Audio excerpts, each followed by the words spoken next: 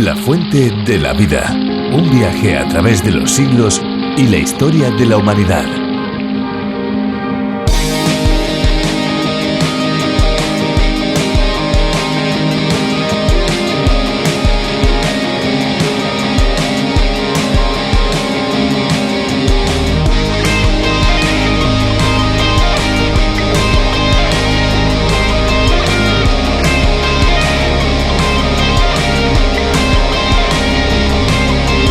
El agua puede decirse que existe en dos formas generales, agua libre y agua ligada.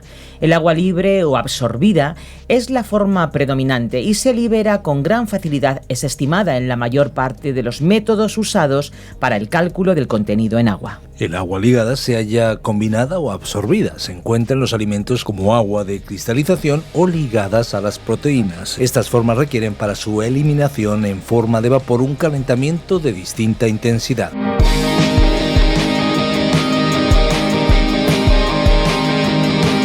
Esto es, amigos, La Fuente de la Vida, una adaptación del programa original de John Vernon McGee a través de la Biblia y que hoy se escucha en decenas de países. A España el programa llegó por medio del trabajo de Virgilio Bagnoni y aquí una servidora junto con Fernando Díaz Sarmiento y todo el equipo que hace posible este espacio, Esperanza Suárez, les da la bienvenida y les agradece el tiempo que vamos a pasar juntos. Pues sí, aquí el espacio suena como ustedes ya lo están escuchando y la sintonía ya la han oído. Pero tenemos un país muy cerquita de nosotros que dicen que tiene forma de bota, ya saben a quién me refiero, ¿verdad? Italia. ¿Saben cómo suena este espacio en idioma italiano? Vamos a escuchar. Ed eccomi qua, carissimi amici, come al solito il vostro Enzo vi saluta, vi ringrazia per l'attenzione che anche questa sera gli presterete. Bene. Ieri esattamente abbiamo iniziato lo studio di un altro libro, quindi un libro nuovo dell'Antico Testamento e se ci avete seguito vi ricorderete senz'altro che si tratta del libro di Giosuè. Abbiamo detto che questo è il libro della redenzione nella terra promessa e la parola chiave. ¿Qué les parece? A mí, sinceramente, les digo un secreto. Me encanta el idioma italiano. Me encanta. Y me gusta mucho la pizza también que venden en Italia, por cierto. Bueno, volvamos a nuestro programa, La Fuente de la Vida. Un programa en el que nos acercamos a la Biblia, el libro más vendido de toda la historia. Y nosotros, desde este espacio, recorremos capítulo por capítulo, libro por libro, para acercarles las verdades bíblicas y para que no solamente las escuchen y les gusten, sino también para que sea posible que ustedes las apliquen a su propia vida. Como no podría ser de otra manera, La Fuente de la Vida tiene una página web para que ustedes la visiten, lafuentedelavida.com. Pueden también descargar nuestras aplicaciones a través de la Biblia y RTM 360. Y para aquellos que utilizan las redes sociales, les invitamos a seguirnos a través de Facebook. En muchas ocasiones, tenemos que reconocerlo, comparamos las circunstancias que pasamos con otras que parecen ahora con el paso del tiempo ideales y se mezcla un sentimiento de nostalgia con otro de frustración. Pero la vida da muchas vueltas y no sabemos lo que nos espera. Sin embargo, hay que decir que Dios tiene planes que van más allá de nuestro entendimiento. No podemos comprender por qué las cosas que no nos gustan suceden, pero al final Dios siempre utiliza todas las circunstancias de nuestra vida para trabajar en nuestros corazones y que nos conozcamos también a nosotros mismos. Es como si Él tuviera siempre algo preparado. Eso da mucha esperanza. Hoy nos vamos a los capítulos 29 y 30 del libro de Job, en los que su protagonista recuerda el período anterior, su gran sufrimiento, y lo compara con el momento actual, un verdadero paraíso en comparación al tiempo de prueba. Nos vamos ya con Virgilio Bagnoni. Volvemos después de la reflexión, amigos. La Fuente de la Vida. Nuestro pasaje bíblico de hoy se encuentra en el libro de Job, desde el capítulo 29, versículo 1, hasta el capítulo 30, versículo 31. Al llegar hoy a nuestro estudio en el libro de Job, nos encontramos en una sección donde Job estaba pronunciando su último discurso. Zofar no contestó por tercera vez. Los otros dos amigos de Job lo habían hecho 3 veces. Job se encontraba aún pronunciando su 8º discurso. Él se dio cuenta que Zofar no iba a contestar. Por lo tanto, continuó hablando. Esta sección es la más extensa de todas, ya que fue el discurso más largo que había pronunciado Job, donde podemos apreciar que definitivamente no había recibido ayuda alguna por parte de sus amigos. Tenemos pues que en esta sección Job expresó su fe en Dios, el Creador. No sucumbió bajo el ataque de sus consoladores molestos, como él los llamó. En el capítulo 28 vimos, en el programa anterior, un hermoso poema sobre Dios como creador y su creación. Los amigos de Job no fueron capaces de investigar la raíz del problema de este hombre. Veremos su pecado secreto revelado, pero no tenía nada que ver con lo que sospechaban sus amigos. Él sufría de un caso grave de ego muy desarrollado. Es una mala enfermedad en la que el pronombre personal yo adquiere mucha importancia. Job estaba lleno de orgullo, y ello nos muestra que incluso un hombre bueno tiene que arrepentirse. En este capítulo Job se refirió a sí mismo en 52 ocasiones. Estaba como absorto en sí mismo. Ese era su gran problema. Y veremos en qué forma afectó a su vida.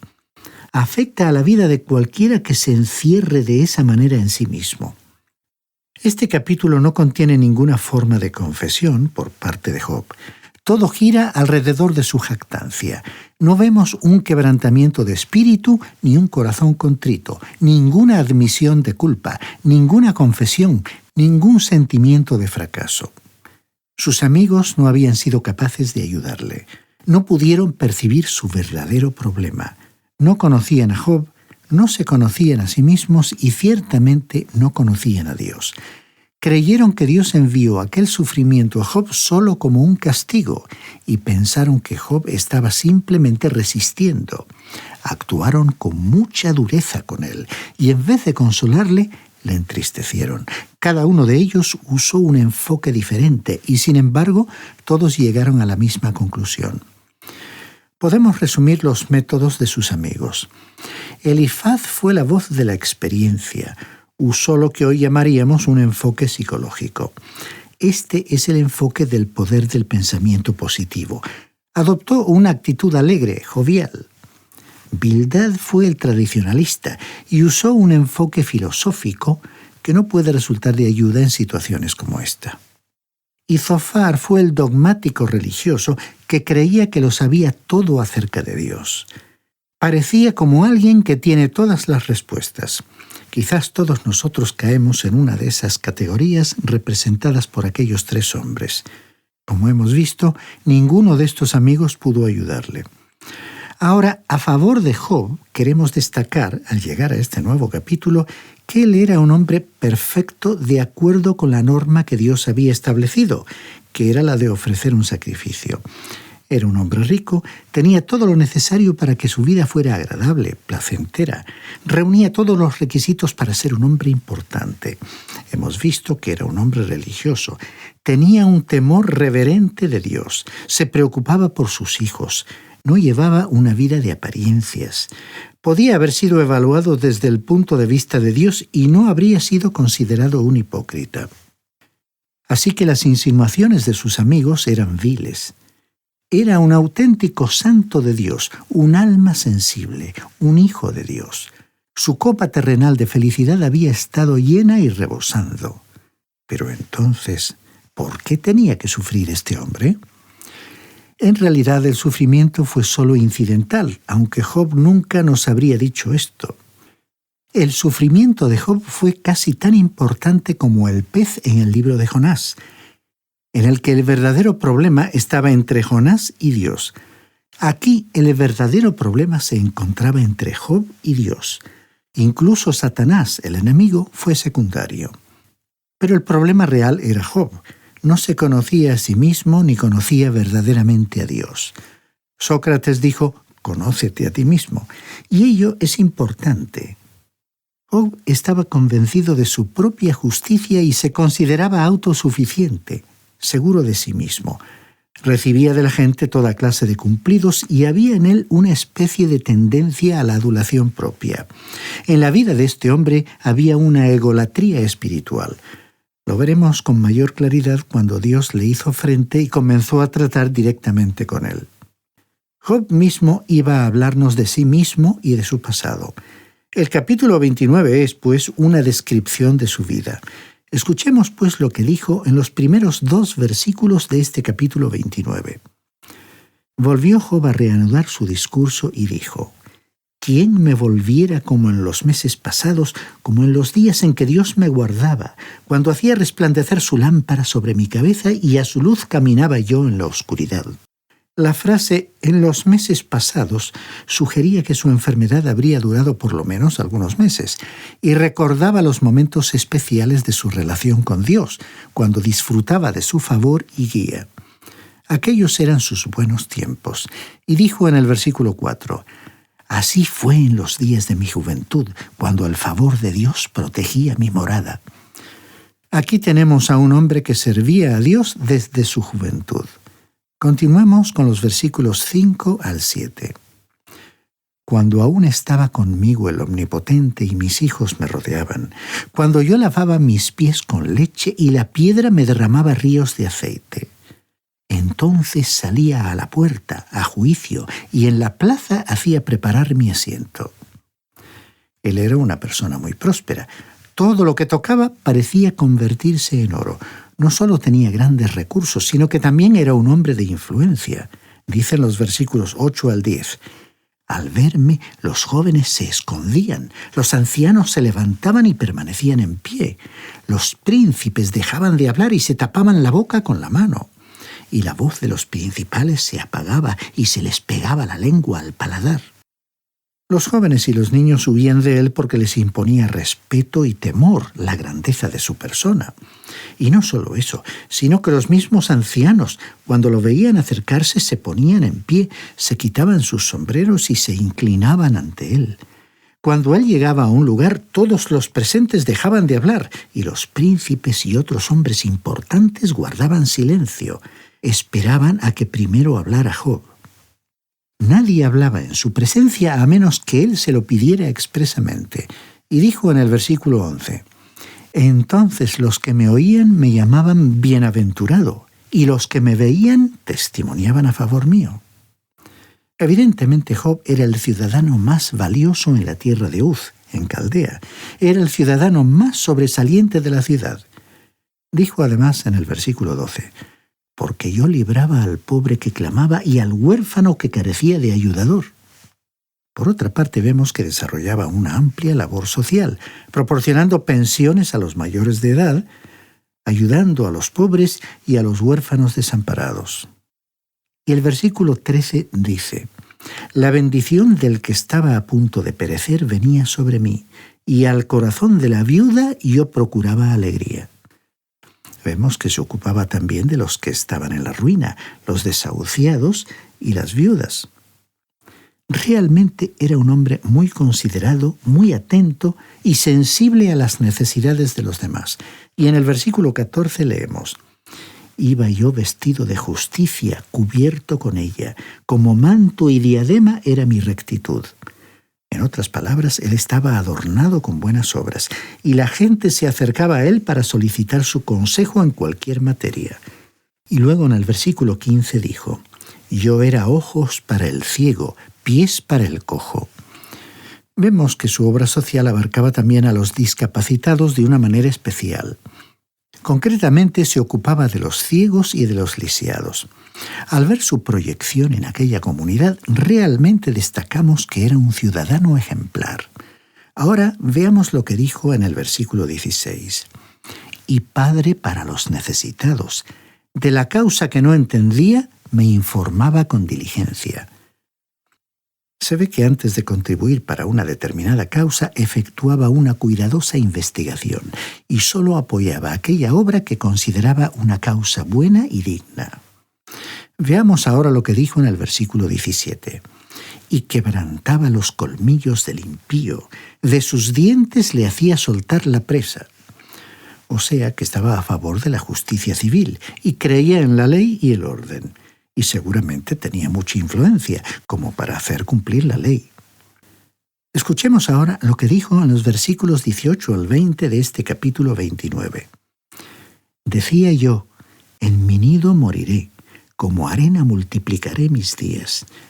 Mi raíz estaba abierta junto a las aguas, en mis ramas permanecía el rocío. Mi honra se renovaba en mí y mi arco se fortalecía en mi mano.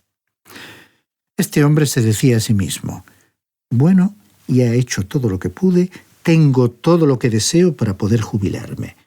Me voy a morir en mi propia casa. Así como la arena, multiplicaré mis días.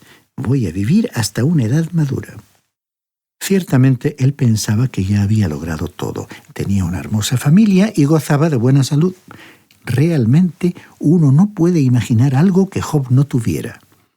Luego, en los versículos 21 al 23, continuó diciendo, los que me escuchaban esperaban callados mi consejo. Tras mi palabra no replicaban, pues mi razón destilaba sobre ellos. Me esperaban como a la lluvia, abrían su boca como a la lluvia tardía. En otras palabras, todo el grupo buscaba su consejo. Antes de tomar alguna decisión, se ponían en contacto con él para oír su consejo. El gobernador de la provincia y la Corte Suprema discutían los asuntos con Job antes de tomar una decisión. Estaban pendientes de cada palabra que él decía. Y en los versículos 24 y 25 dijo Job, si me reía con ellos, no se lo creían, pero no dejaban apagar la luz de mi rostro.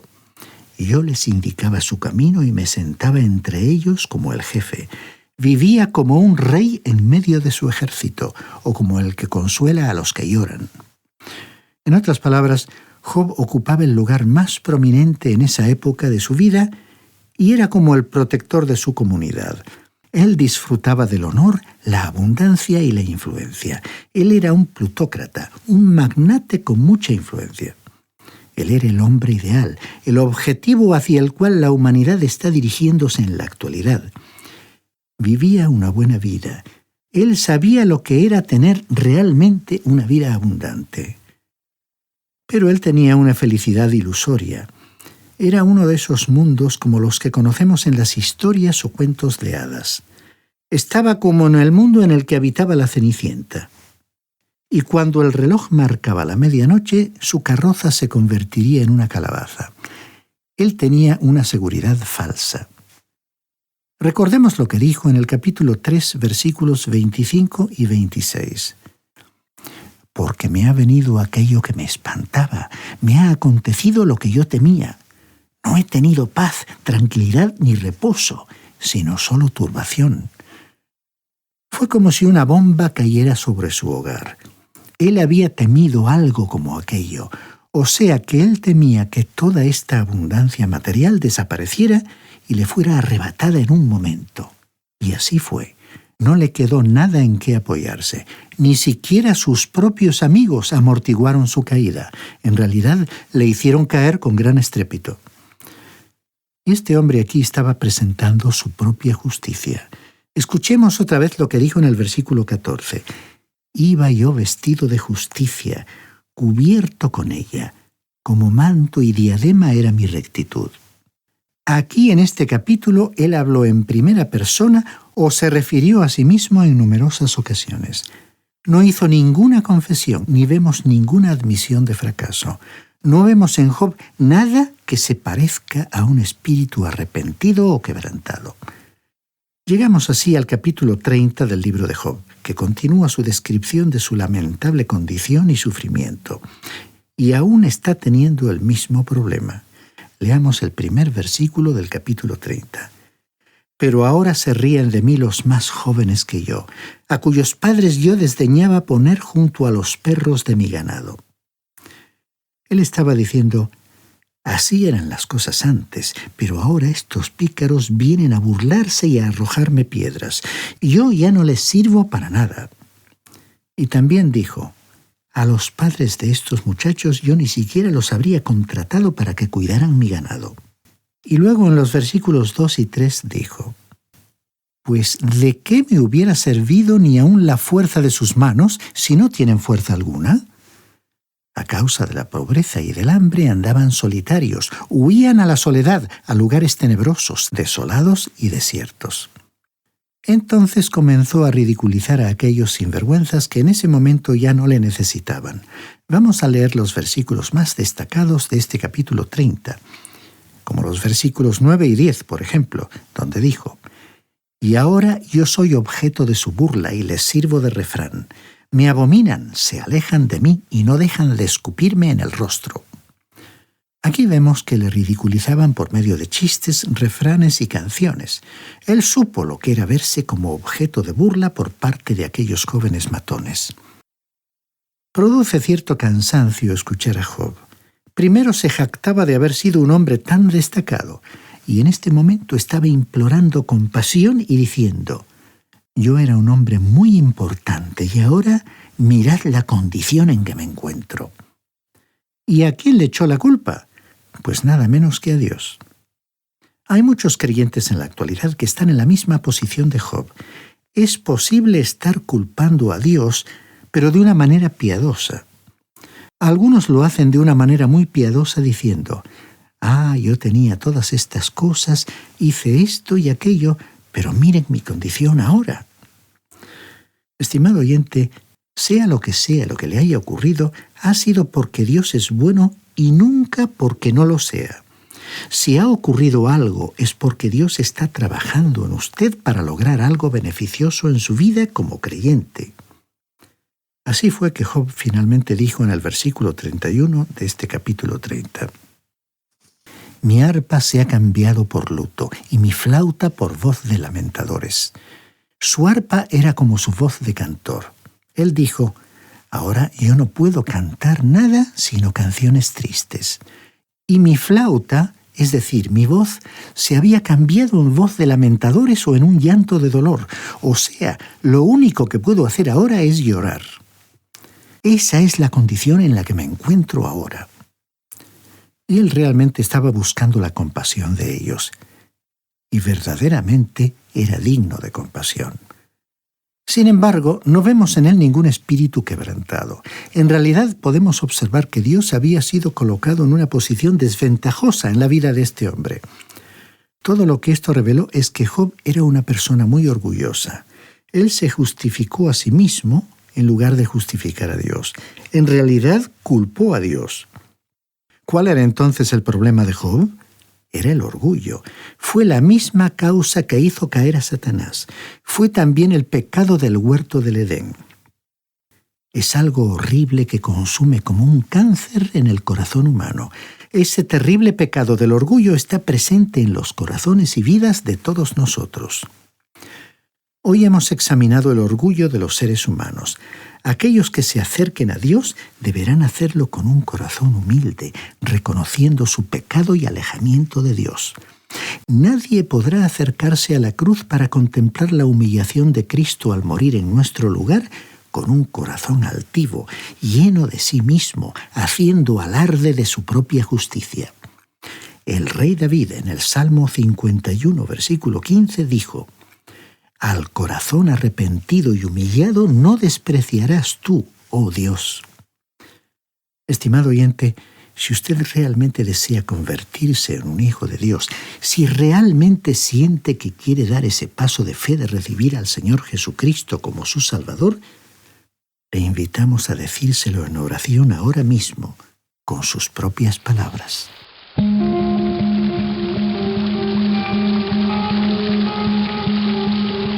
Pues lamentándolo mucho, querido amigo, querida amiga, hemos llegado a la parte final del espacio y nos alegraría de verdad conocer su opinión sobre este espacio y, como les decíamos al principio, saber también desde qué lugar hoy usted nos está escuchando.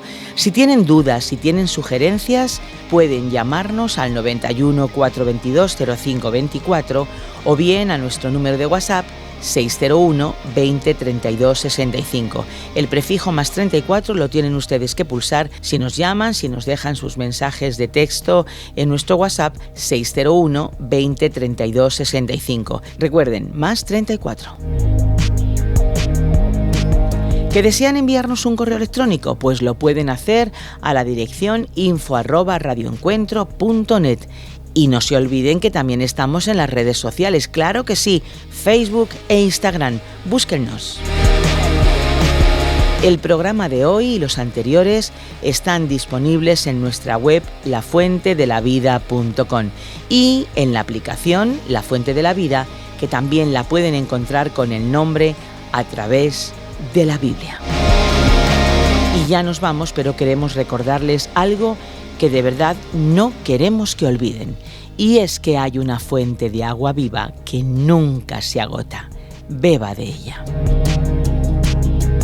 Espero que te haya gustado este episodio de La Fuente de la Vida. Por favor, no te olvides de suscribirte al canal. Hasta la próxima. Este ha sido un programa de Radio Transmundial producido por Radio Encuentro, Radio Cadena de Vida.